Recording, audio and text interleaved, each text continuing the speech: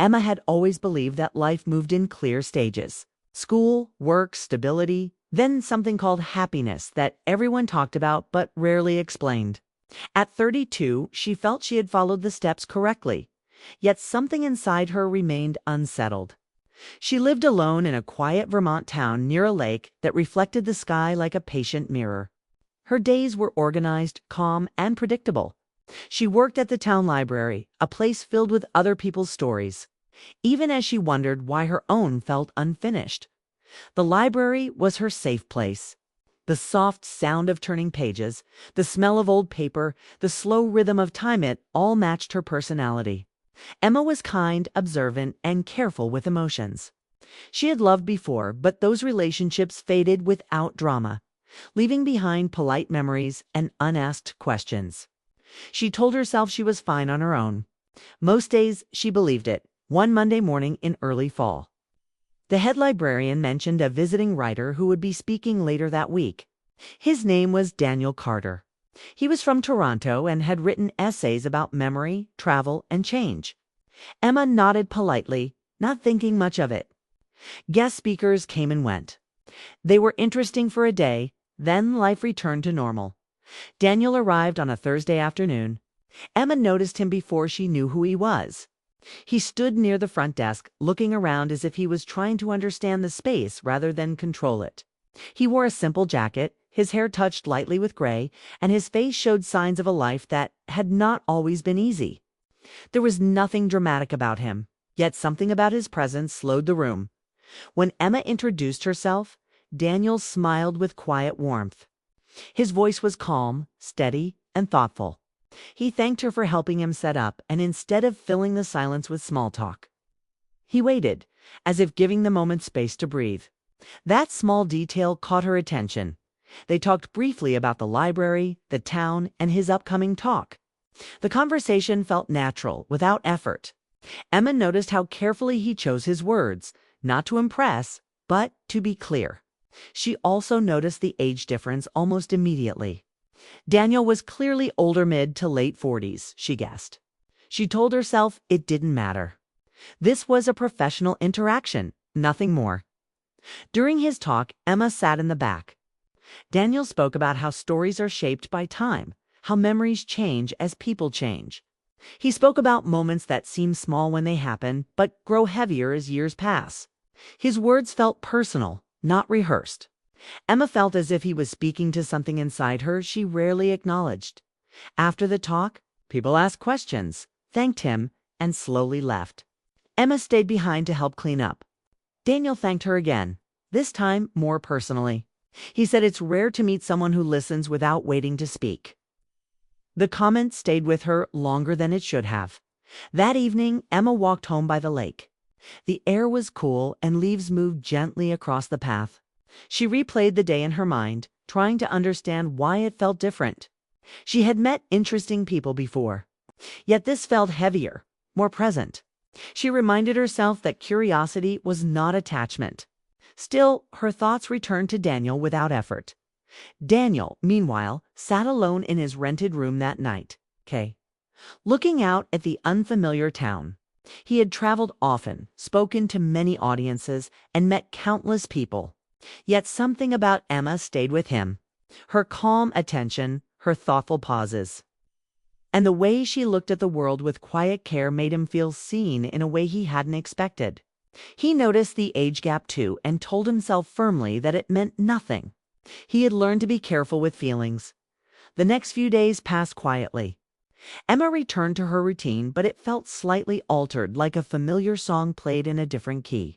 She found herself rereading passages Daniel had mentioned, noticing sentences about time and choice. She felt alert, restless, and thoughtful all at once. A week later, Emma saw Daniel again by chance at a cafe near the lake. The encounter surprised them both. There was a brief moment of hesitation, then recognition, and then an easy smile. They decided to sit together, telling themselves it was only for a few minutes. Those minutes stretched into an hour.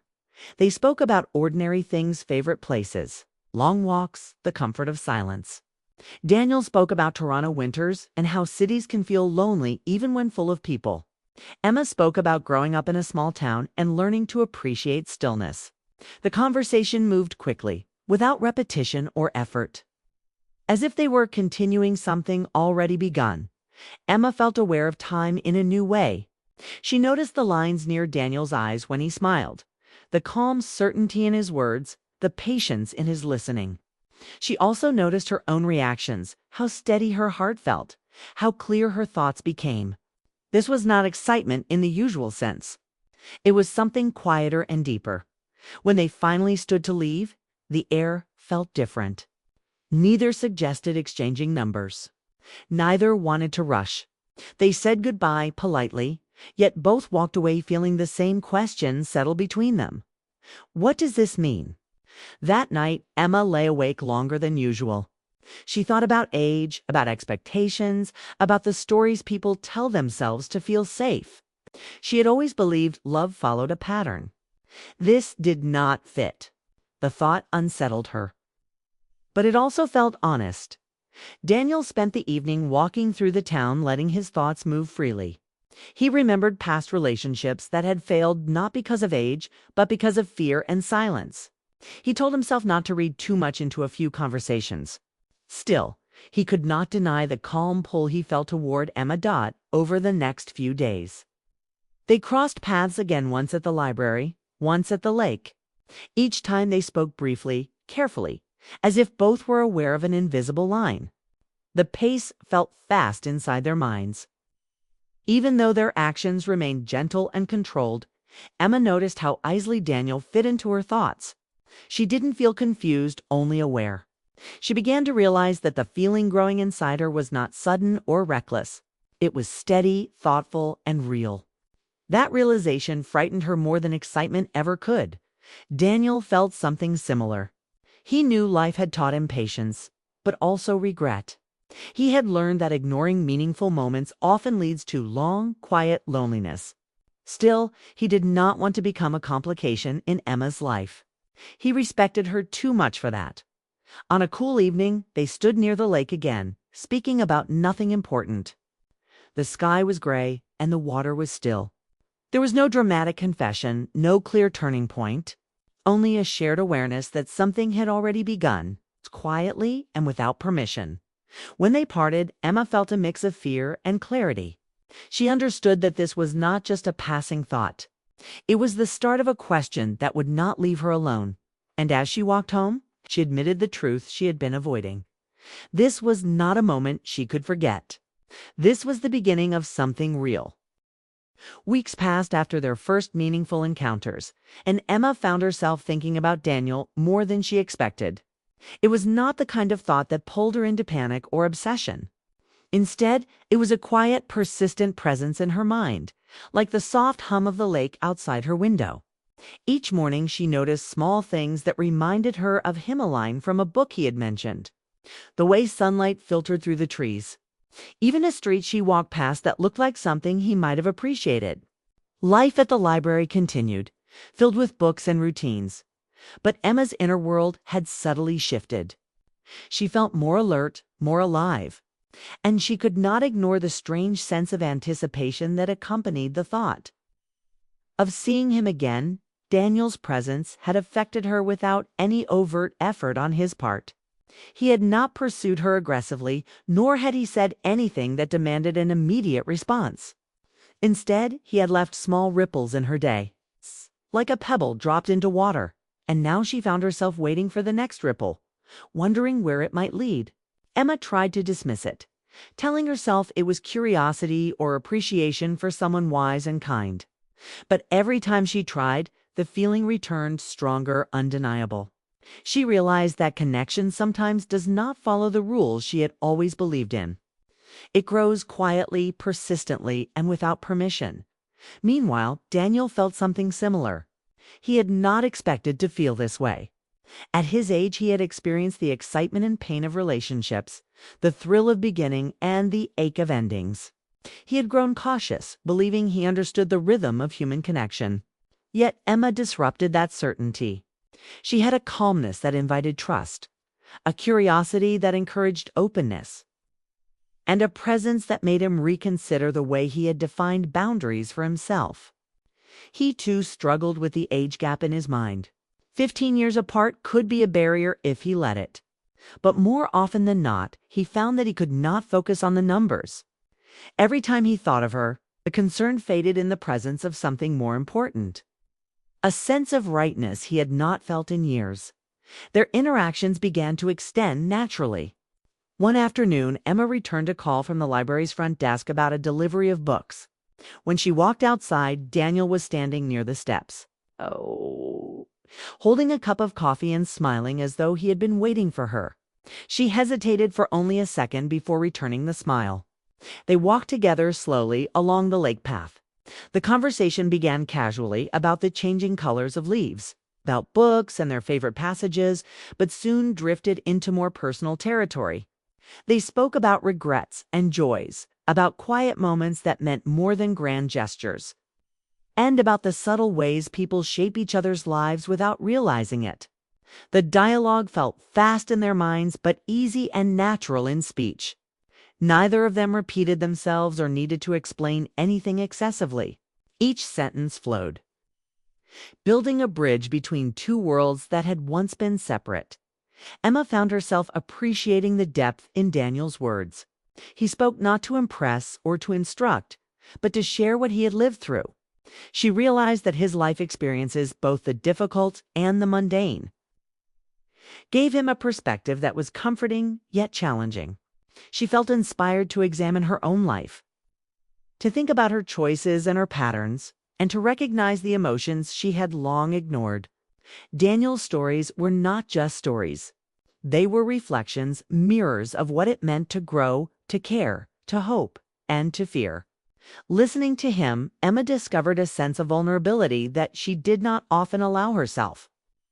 A gentle openness that invited her to do the same. Daniel, on his part, noticed Emma's reactions in subtle ways.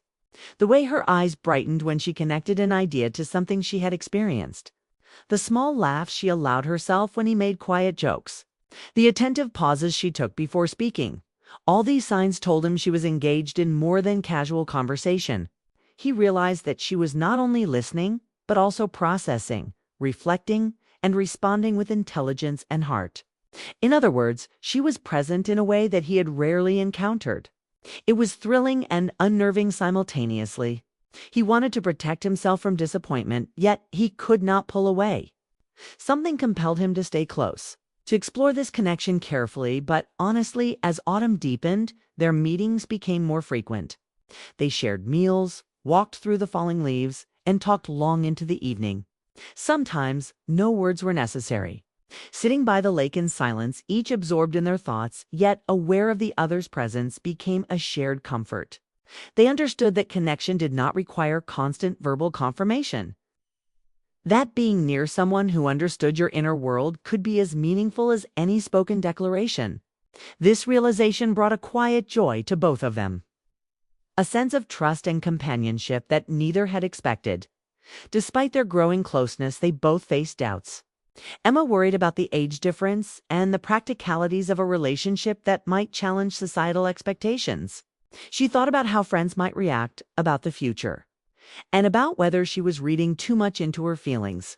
Daniel struggled with similar thoughts, thinking about his own fears and responsibilities, and whether he could truly offer stability without causing unintended complications. At times, both considered pulling back, prioritizing logic over emotion.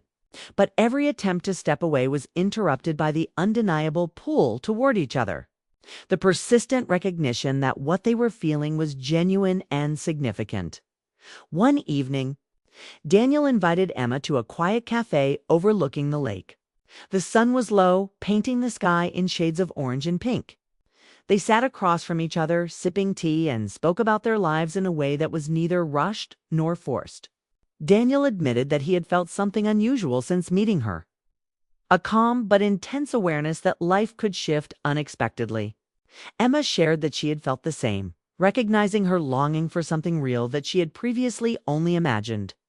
Both acknowledged the tension between excitement and caution, the delicate balance of hope and fear. Yet neither tried to fix it or define it entirely. They allowed the moment to exist fully, embracing the uncertainty and the emotional intensity without judgment. As the evening wore on, they decided to take a walk along the water's edge. The lake reflected the last light of the day, smooth and silent.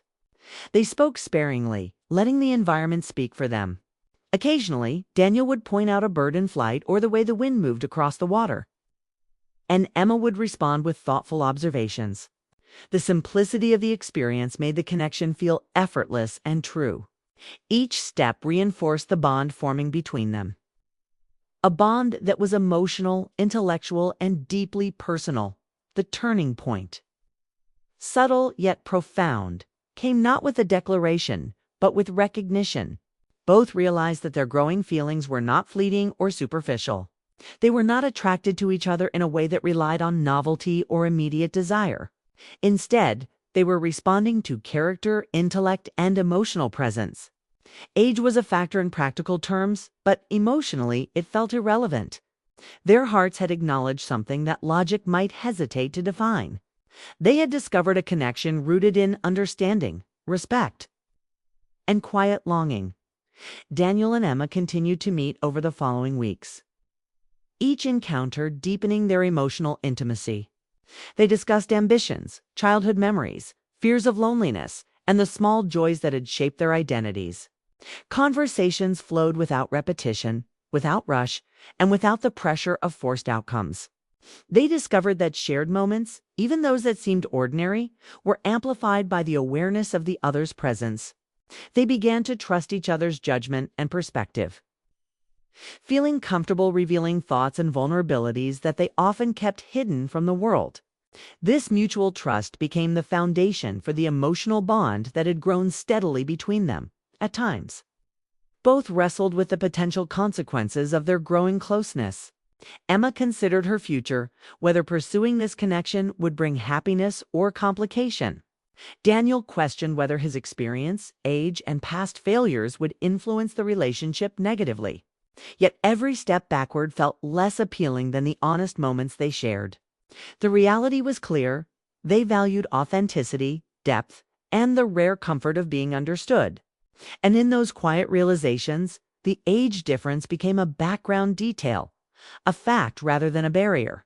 Their emotional connection, honesty, and willingness to explore feelings without pretense mattered more than years.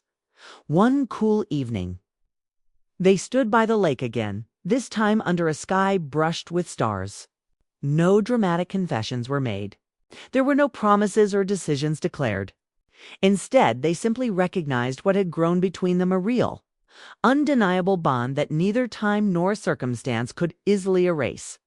Emma realized that love did not always follow societal timelines or expectations. Daniel saw that a genuine connection could transcend assumptions and doubts. They understood, silently but fully, that the feeling they shared was worth nurturing and exploring, not rushing or controlling.